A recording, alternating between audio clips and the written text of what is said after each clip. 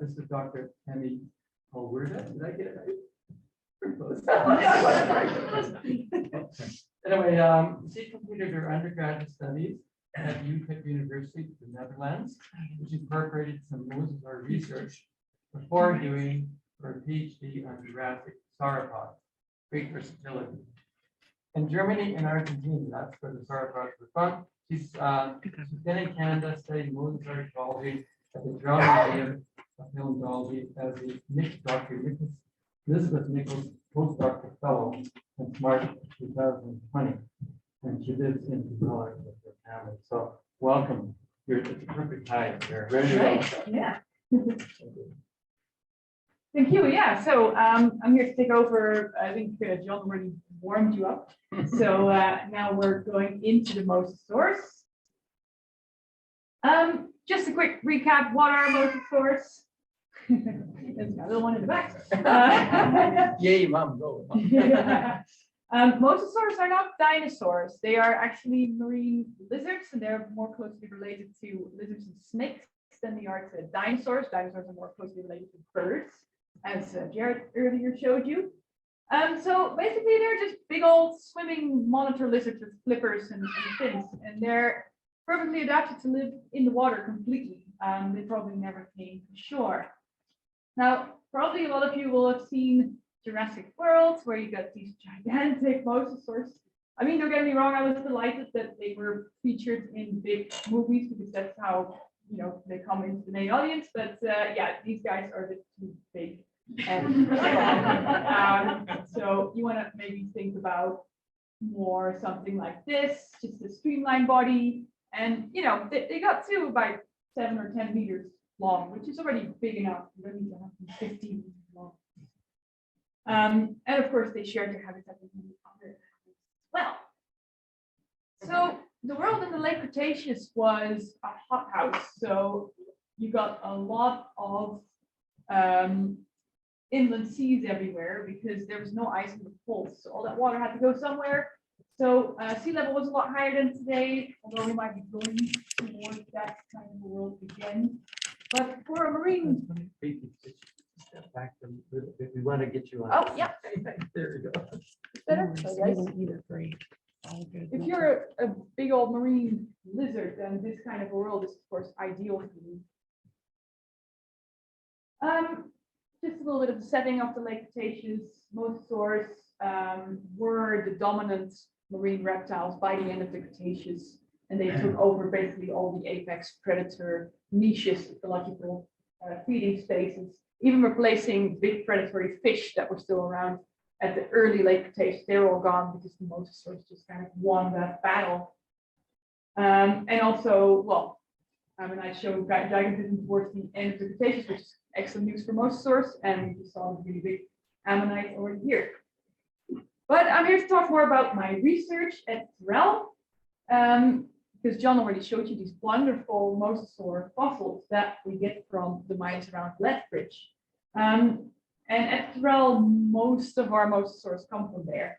And they've got this really nice preservation. You get these complete skulls full with teeth, which is great news for me because I study their teeth.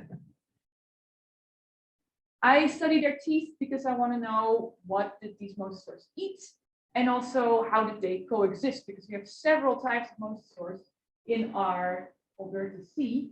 And yeah, how did they bother each other? Did they fight a lot? Well, yes, because we saw that mosasaur, other mosasaur tooth in its cheek, but that wouldn't have been the mosasaurs they bred. So what I'm doing at the moment is looking at something called microwear. So these are microscopic scratches on a tooth surface. And the nice thing is, because these mosasaurs are so well preserved, they preserve these micro scratches.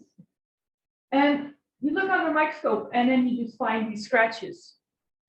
Now, the most simple way to divide them is to look at scratches versus coarse scratches versus pits. And you can probably intuitively already feel that the more coarse scratches and pits a mosasaur will have on its teeth, the harder its diet was.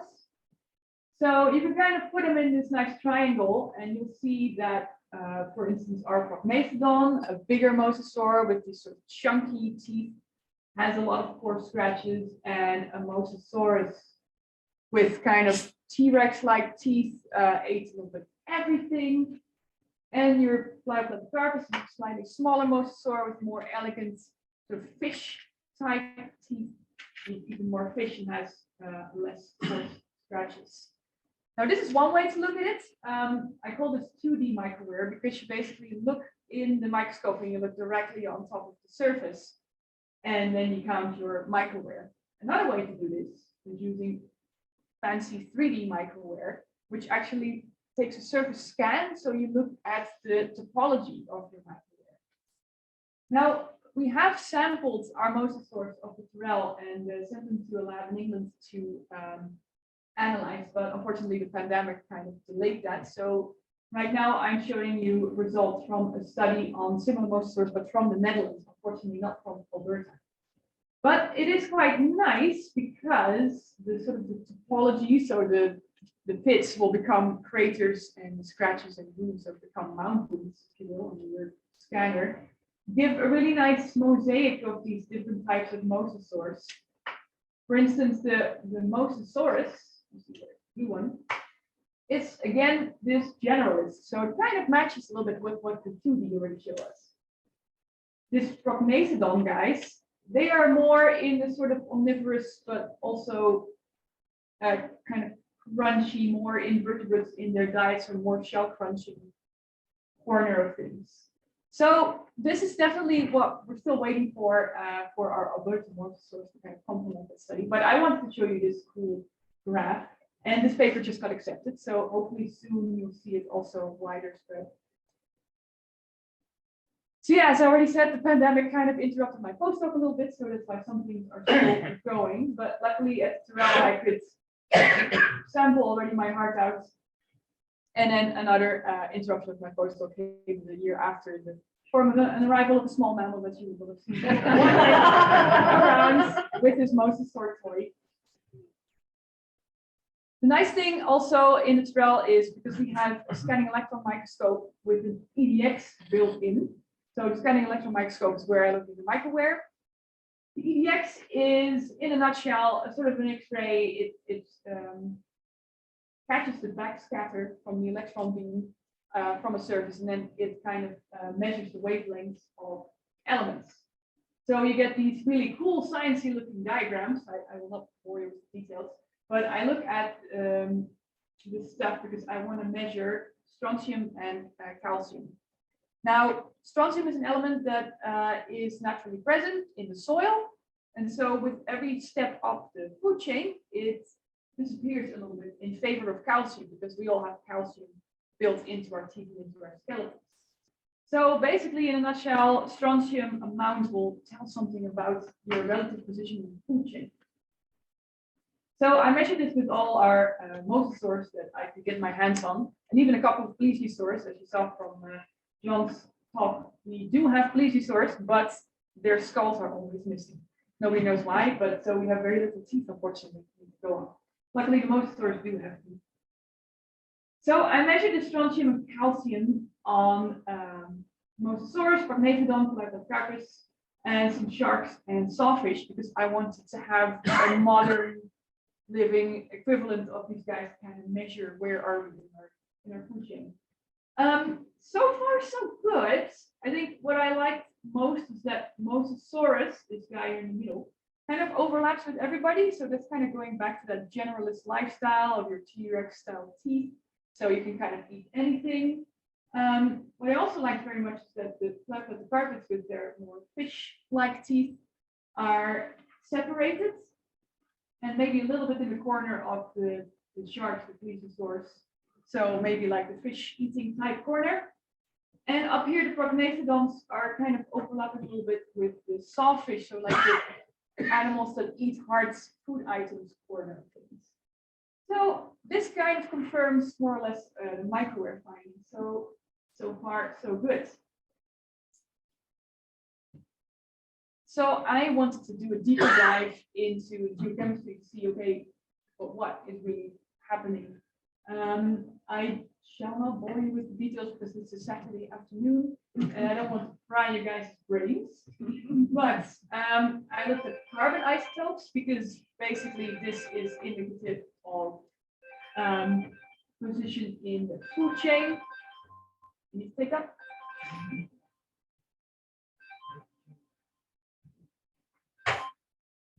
Okay, no worries. Maybe that was my cheat sheet calling you.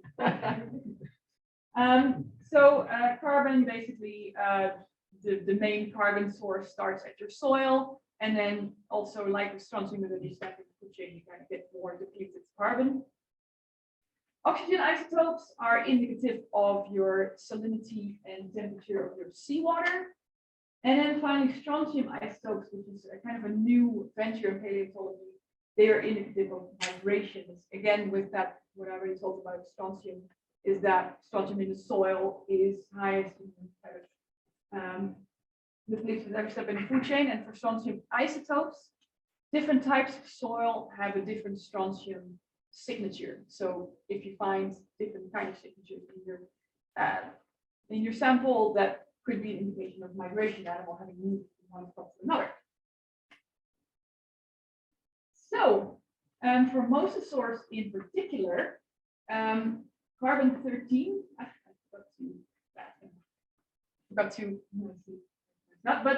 carbon 13 is indicative of diet, but also of diving depth. Now, I'm pretty sure that in the coming years, this will be proven for many other diving reptiles, because this has to do with reptiles breathing oxygen. Mosasaurs were still lizards. They could not breathe underwater. They would have to come up for air, and plesiosaurs as well, and I guess ichthyosaurs. So what happens is if a mosasaur dives deeper, it gets a sort of mosasaur equivalent of the bends.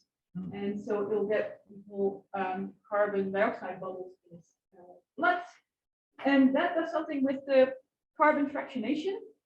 Not entirely sure how that works yet, but it seems to kind of correlate with their diving depth.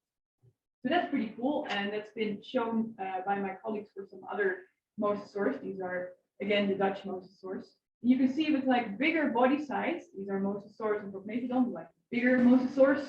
Here's Palaeontology, and smaller. They get more and more depleted in their carbon 13, the bigger they get, and that probably means also the deeper they dive. And oxygen 18 isotope has been measured for mosasaurs from Alabama, and this paper came out a couple of years ago.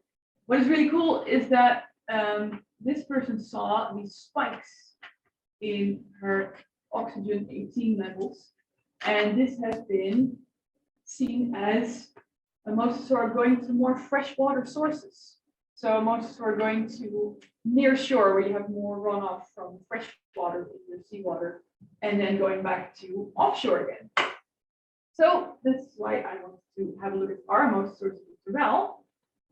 So my carbon 13 isotopes, first of all, I tried to recreate what my colleagues did with this bigger mosasaurs dive deeper and get more depleted in their carbon 13. I think this holds up pretty well for our mosasaurs, although I do have this one nice measure point that is like a very depleted point to make the graph go really nicely this way. You could even swap around mosasaurs and prognathodon. So the two bigger ones definitely dive deeper, forage deeper perhaps also, than the smaller mosasaurs. So far so good. But then looking at the carbon 13 isotopes themselves, if you want to compare them to some other animals from the Bearpaw Sea, like I did some turtles, some plesiosaurs, some big predatory fish, sharks, and the sawfish. I even tried to measure an ammonite, but I'm not 100% sure that that is valid, because invertebrates do a lot of different things with their isotopes than vertebrates. Actually, all kind of end up in the same range. You do have some notable excursions of your carbon 13, so possibly related with diets and diving deeper. Our Mosasaurus, for instance, has a much lower range than our Tylosaurs. And I thought this was interesting. I split up the turtles so you get two wildly different ranges. So this is something I need to discuss with Don Brinkman, because these results came in a couple of weeks ago. But yeah, mostly our mosasaurs kind of are in the same range as our plesiosaurs, except maybe, yeah, mosasaurs and then Tylosaurs. Also, maybe interesting to see is that Promethodon is this consistent wide range, but not as native as mosasaurs. Then I looked at the oxygen isotopes. Remember that was maybe part of, indicative of freshwater in the environment. I thought this was quite striking. Promethodon, one of the bigger ones, the crushing guy, has this huge range of oxygen 18, way bigger than all the other animals. But also Tylosaurus kind of has this weird outlier. Now, I think this might have to do with that Promethodon, at least in this sample, has maybe been going between offshore and nearshore. And that the other mosasaurs kind of stayed put. And maybe Tylosaurus had a slightly different approach to his feeding area as well. So I tried to test this with strontium. As far as I know, this is the first time anybody tried to measure strontium isotopes on mosasaurs. This is a pilot study. It's getting repeated very soon with a larger sample, because we first wanted to see, okay, what we've done this on mosasaurs, let's see what's happening. I again got this really big range with Promethodon. Obviously, we'll need more samples to prove this. But I think this might be indicative of Promethodon being a migrating mosasaur, so kind of going backwards and forwards between nearshore and offshore, and kind of separating itself from the other mosasaurs. So maybe kind of switching habitats, not necessarily competing in the same environment as the other mosasaurs. So, we're coming at the conclusion. What I think we see is we do see some separation in ecological feeding niches between these mosasaurs, but it's quite subtle. And that's also, yeah, you did see the overlap in EDX, even though there was a separation. But that maybe the bigger picture here is that they used habitat partitioning to kind of not get into each other's ways. They would swim elsewhere and then only every now and again bump into each other so you drown over what they got to eat. So next steps are obviously what I said, like let's follow up with this bigger strontium isotope. And yeah, we're still waiting for it. I'm really sorry that I couldn't show you guys this, the last microwave. But that's it for now. Thank you for inviting me, of course, and thanks to everybody at the University of Calgary Laboratories for helping me. And of course, thanks to Patty and the Royal Museum Property Society for running this postdoc. And thank you for listening. And see if there's